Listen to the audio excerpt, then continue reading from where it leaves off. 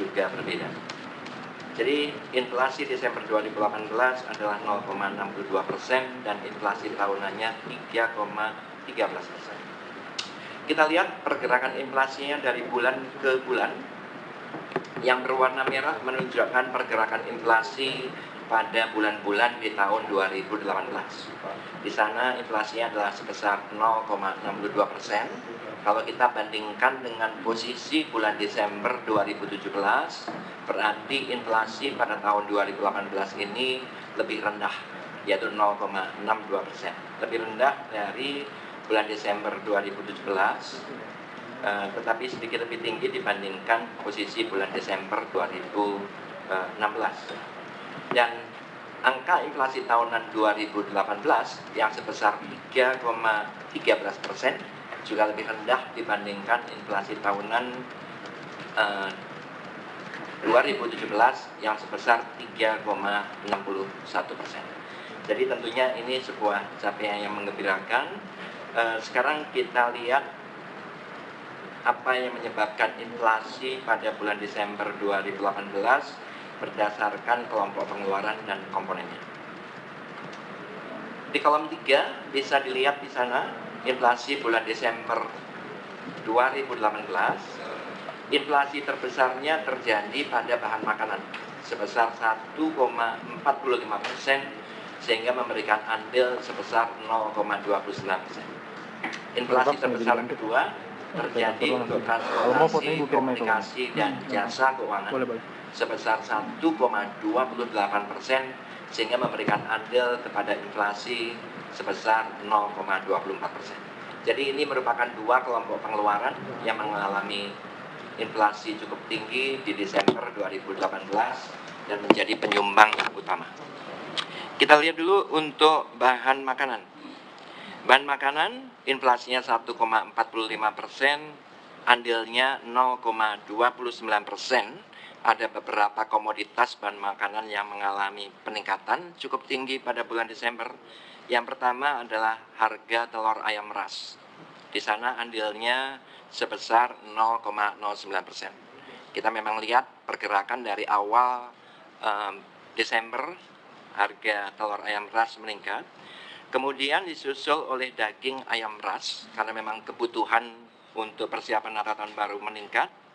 Daging ayam ras itu andilnya adalah sebesar 0,07%. Kemudian yang ketiga adalah kenaikan harga bawang merah. Andilnya adalah 0,05%. Kemudian berikutnya adalah beras. Kita tahu kemarin bulan Desember harga beras naik, tetapi masih tipis, masih terkendali karena stok pemerintah masih cukup. Beras ini memberikan andil sebesar 0,03%. Yang lainnya adalah kecil-kecil. Sementara ada komoditas bahan makanan yang mengalami deflasi karena harganya turun. Yang pertama adalah cabai merah, itu andilnya kepada deflasi adalah sebesar 0,03%. Jadi pergerakan berbagai komoditas bahan makanan ini menyebabkan andil inflasi bahan makanan sebesar 0,29%.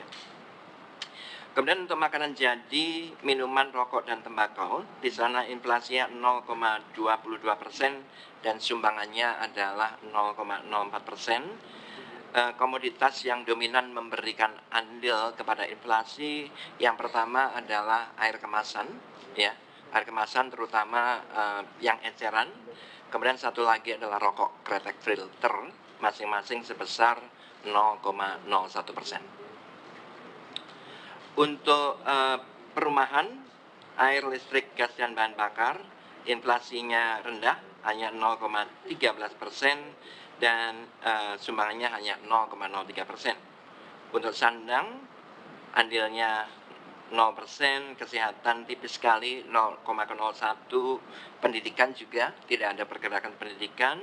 Yang jadi catatan adalah untuk transportasi, komunikasi, dan jasa keuangan. Jadi transportasi, komunikasi, dan jasa keuangan itu inflasinya nomor 2 terbesar pada bulan Desember, 1,28%, dan andilnya adalah 0,24%. Apa yang menyebabkan inflasi di transportasi agak tinggi? Yang pertama, seperti yang kita duga dan selalu terjadi pada bulan Desember, adalah tarif angkutan udara. Tarif angkutan udara ini andilnya adalah sebesar 0,19%. Jadi memang kalau bulan Ramadan, Lebaran, dan akhir tahun selalu terjadi tarif angkutan udara, terutama untuk daerah-daerah Indonesia bagian timur, tiketnya melambung, sehingga tarif angkutan udara memberikan andil sebesar 0,19%. Yang kedua adalah tarif kereta api, tetapi kenaikannya landai, tidak setajam tarif angkutan udara. Tarif kereta api ini andilnya adalah sebesar 0,03%.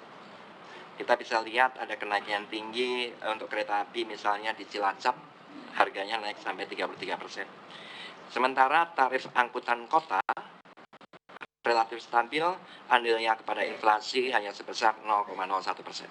Jadi untuk kelompok transportasi, komunikasi, dan jasa keuangan, penyebabnya adalah tarif angkutan udara, andilnya 0,19%, tarif kereta api 0,03%, dan tarif angkutan kota 0,01%.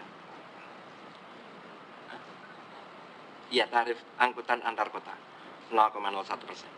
Jadi dari sisi kelompok pengeluaran, kalau boleh disampaikan, secara umum inflasi Desember yang sebesar 0,62% ini dipengaruhi oleh kenaikan tarif angkutan udara, harga telur ayam ras, dan daging ayam ras. Itu 3 komponen utama. Sementara penghambat inflasinya, karena harga yang turun adalah harga cabai merah. Dari sisi komponen bisa dilihat di sana bahwa inflasi yang tertinggi terjadi pada volatile price, ya, harga bergejolak 1,55%, dan andilnya adalah 0,29%. Sementara inflasi intinya andilnya adalah 0,09%. Itu yang terjadi dengan bulan Desember 2018. Sekarang kalau kita lihat pergerakan inflasi sejak tahun 2011, teman-teman bisa melihat di sana 2011 bagus, 2012 bagus, melompat tinggi sekali 2013, 2014, tetapi sejak tahun 2015 inflasi relatif terkendali. Misalnya 2015 itu sebesar 3,35%, kemudian turun naik lagi, dan pada tahun 2018 adalah sebesar 3,13%. Kembali kita berharap tahun 2019 inflasi akan stabil sehingga dia tidak akan mempengaruhi daya beli. Untuk menjadi introspeksi supaya tahun 2019 kita bisa lebih siap dan belajar dari apa yang terjadi, saya tampil untuk tahun 2017 dan 2018. Karena banyak wartawan-wartawannya minta, Pak Kecut tampilkan tabel itu. Saya tampilkan di sana untuk melihat apa yang bagus di tahun 2018 dan apa yang perlu dibenahi dibandingkan dengan posisi tahun 2017.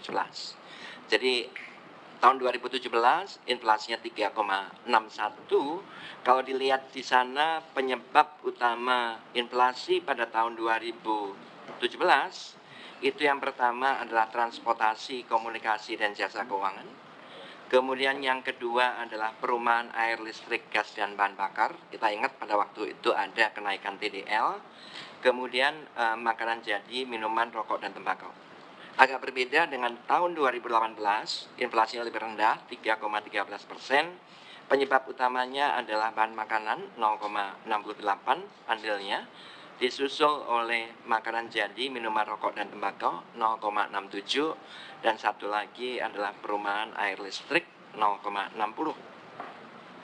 Di bawah, menurut komponen, kalau tahun 2017 penyebab utamanya adalah administer price, harga yang diatur pemerintah karena ada kenaikan TDA dan sebagainya.